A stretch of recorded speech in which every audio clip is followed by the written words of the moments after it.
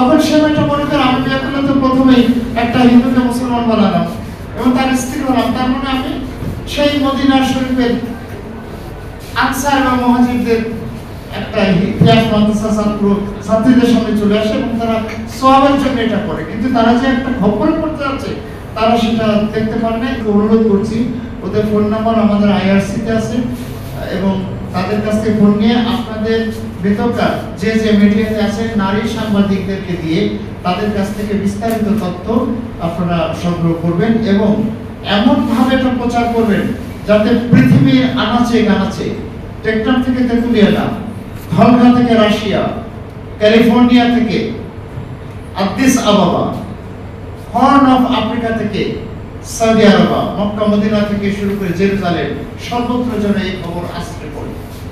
এবার আমি আসি, যা আপনারা শুনলেন এবং আমি শুনলাম, আমার শরীর শিহরে উঠছে, আমার লোম খাড়া হয়ে গেছে।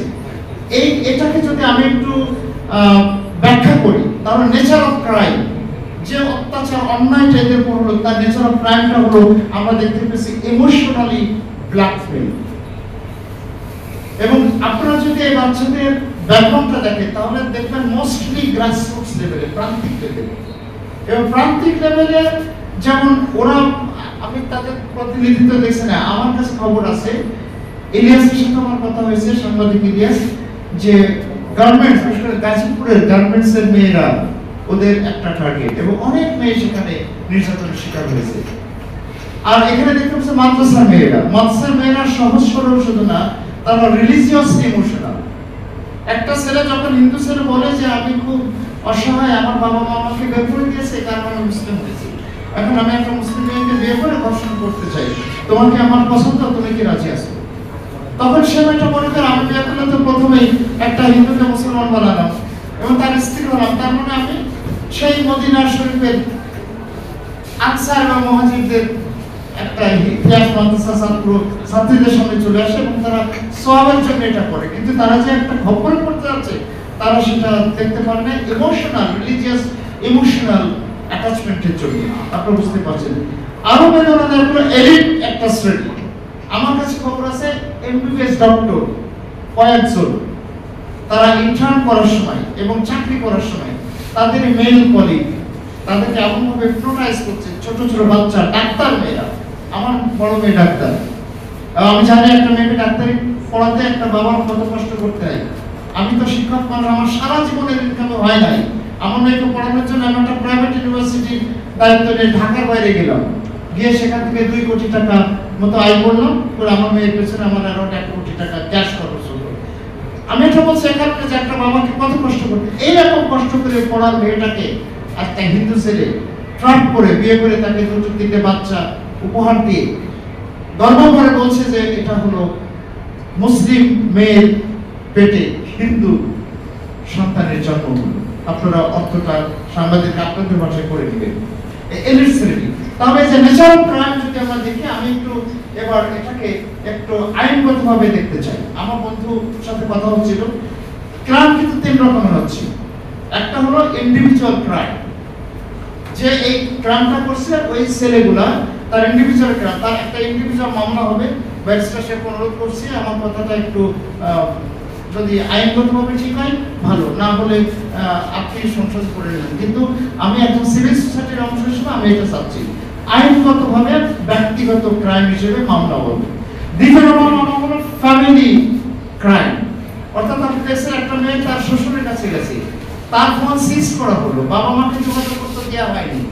এবং এই এখনকার মিডিয়ার যুগে, স্মার্টফোনের যুগে এক মুহূর্তে যে খবর ছড়িয়ে যায়, একটা কথা বলি, তখন এই মেয়েটাকে কত অসহায় করে রাখা হলো। তার শ্বশুর শাশুড়ি পরিবারের সবাই জানে, তার মানে পরিবার ক্রাইম করছে, ফ্যামিলি ক্রাইম। তাহলে 2 কাউন্টস। 3 নম্বর হলো কমিউনিটি ক্রাইম। আমার কাছে খবর আছে কোনো কোনো ক্ষেত্রে একটা গ্রামে, ওই মেয়েটা যা বলল সম্ভবত আমি অ্যাটেন্টিভ ছিলাম না, ওই গ্রামের সবাই জানে এবং এটা হিন্দু পাড়া, একটা গ্রাম পুরো হিন্দু বা একটা পাড়া পুরো হিন্দু এবং সবাই জানে যে এই ঘটনাটা ঘটছে, বাট নোবডি ইজ হেল্পিং হার, কেউ তাকে সাহায্য করছে না। এই গ্রামটা শুধু এই পরিবার না, পুরো পাড়া এবং পুরো গ্রাম, অর্থাৎ committed community crime, individual crime, family crime, anti crime. আইনে আরেকটা কথা আছে কালেকটিভ ক্রাইম, সমন্বিত।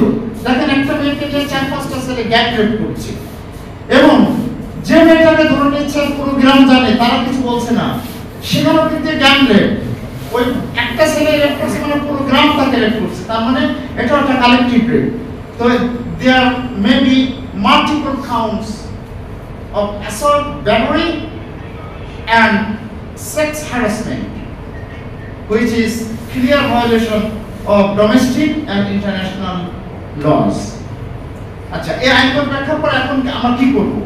আপনারা সবাই অত্যন্ত গুরুত্বপূর্ণ ব্যক্তি বলবো, আমি আপনাদের সময় নষ্ট করছি না। আমরা প্রথমে যাব, আমরা আজকে খবরটা শুনলাম, আপনারা সাংবাদিক মানুষ, আই এম শিওর আপনারা অনেক প্রশ্ন করছেন, আপনাদের প্রশ্ন থেকে আমি বুঝছি যে আপনারা এগুলো জানেন। আর আমি নিজেও ইন্টারন্যাশনাল রিলেশনসের ছাত্র, আমি এটা জানি অনেক আগে থেকে, কিন্তু এইভাবে জানি না।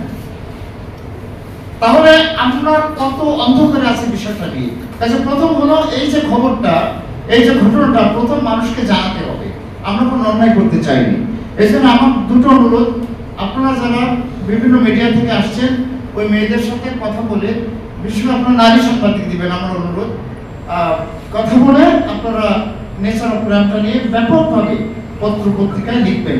আমি আপনাদের অনুরোধ করবো আগামী 7 থেকে 10 দিনের ভিতরে এটা করবেন, কারণ আমরা একটা পারপাস নিয়ে এখানে আসছি।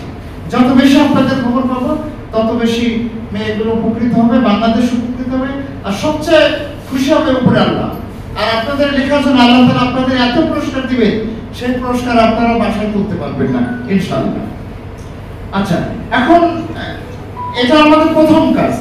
দ্বিতীয় কাজ হলো যেটা আমি ব্যারিস্টার সারোয়ার এবং আমাদের কর্নেল হাসিন ভাইকে অনুরোধ করবো, আর যারা আছেন তারা আছে ইসা ভাইকে অনুরোধ করবো যে আপনারা তিন রকম স্মারকলিপি করতে হবে। তার একটা দিতে হবে আমাদের বাংলাদেশের হোম মিনিস্ট্রি, জাহাঙ্গীর সাহেবের ওখানে, আর একই কপি দিতে হবে হোম সেক্রেটারি জনাব নাসিম সাহেবের ওখানে। এ ব্যাপারে আপনারা চাইলে আমি